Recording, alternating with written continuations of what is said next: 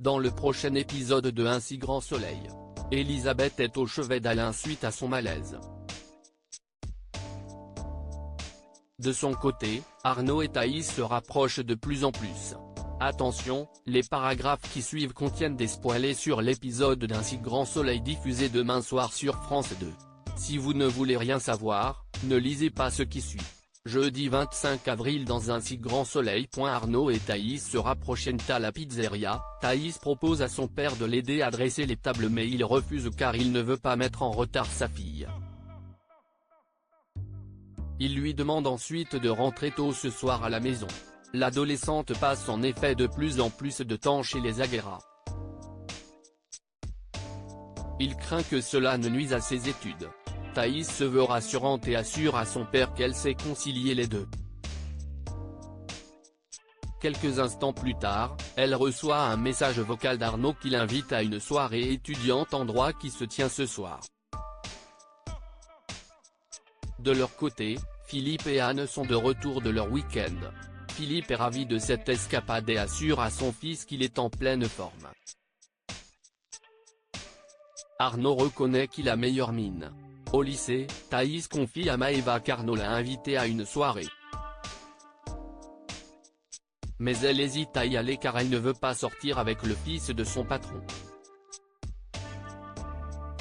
Tom commence à la taquiner. Il est convaincu qu'Arnaud a un coup de cœur pour elle. Thaïs continue d'affirmer qu'elle n'est pas intéressée. Après les cours, Thaïs rend visite à Philippe. Elle joue une partie de Go avec lui. Ce dernier lui déclare qu'il aimerait que le plateau du jeu lui revienne après sa mort. L'adolescente est touchée et le remercie. Alors qu'elle est sur le point de partir, elle croise Arnaud qui rentre de cours. Il lui demande si elle vient à la soirée mais elle décline, prétextant qu'elle doit commencer tôt. Philippe intervient et fait remarquer à la jeune fille qu'il faut savoir se faire plaisir de temps en temps. Elle finit par accepter d'y aller. Dans la soirée, Philippe reçoit un appel de Janet qui lui annonce que, suite à ses derniers examens, ils vont remettre son nom sur la liste pour un nouveau greffon. Il ne reste plus qu'à croiser les doigts. Philippe est heureux d'apprendre cette nouvelle. Il s'empresse de l'annoncer à Anne qui se réjouit pour son mari. À la fin de la soirée, Arnaud embrasse Thaïs mais cette dernière le repousse. Vexé, Arnaud s'en va. Alain sort du coma. Elisabeth est au chevet d'Alain. Janet tente de la rassurer. Elle lui explique qu'Alain souffre d'une cardiomyopathie de Takotsubo, qui est causée par une faiblesse soudaine du ventricule gauche. Elisabeth ne comprend pas comment ça a pu arriver. Alain a une vie saine et fait du sport. Janet précise que cette cardiomyopathie est due au stress induit par un choc émotionnel. Bouleversée, Elisabeth demande si l'état d'Alain est grave.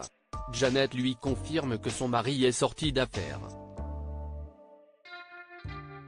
Ils ont cependant dû plonger Alain dans un coma artificiel pour permettre à son cœur de récupérer plus rapidement. Il n'aura pas de séquelles mais il aura besoin de calme quand il se réveillera. Janet suggère ensuite à Elisabeth de rentrer chez elle se reposer mais la femme d'affaires préfère rester auprès de son compagnon. Au petit matin, Fleur retrouve Elisabeth à l'hôpital. Elle demande à Elisabeth comment va son père. La femme d'affaires la rassure en lui expliquant qu'Alain a été mis dans le coma afin de l'aider à récupérer plus vite. Fleur fond en larmes en voyant son père entouré de machines. Elle remercie ensuite Elisabeth de l'avoir prévenue, bien qu'elles aient parfois eu du mal à s'entendre et à se comprendre. Quelques heures plus tard, Elisabeth reçoit un appel de François Alomière. Il lui demande si elle a changé d'avis concernant Catherine. Elle se montre froide et lui répond sèchement qu'elle n'a pas la tête à ça. Son compagnon est à l'hôpital. François se dit navré d'apprendre cette nouvelle. Elisabeth rejette ensuite la responsabilité de ce qui est arrivé à Alain sur Catherine. Elle ajoute qu'après ce qui vient de se passer, il est hors de question qu'elle devienne directrice générale adjointe du nouveau groupe. Mais François ne voit pas en quoi Catherine est responsable des problèmes de santé d'Alain. Il trouve ces accusations un peu faciles. Elisabeth le menace et raccroche. Au lycée, Thiago a du mal à se concentrer. Il s'inquiète beaucoup pour son grand-père et pense au pire. Robin tente de le réconforter en lui disant que tout va bien se passer. Il le prend ensuite dans ses bras. Elisabeth et Flore ont passé la journée au chevet d'Alain. Elles sont fatiguées mais elles sont heureuses d'avoir passé cette journée éprouvante ensemble. C'est à ce moment-là qu'Alain se réveille. Elisabeth et Flore se précipitent dans la chambre.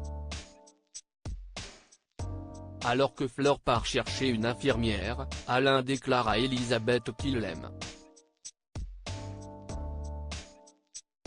De son côté, Jeannette rentre chez elle et annonce à Clément que l'état de santé d'Alain est bon. Elle souligne que Flore et Elisabeth sont restées toute la journée ensemble. Clément espère que cette épreuve pourra permettre à Alain et Elisabeth de se réconcilier.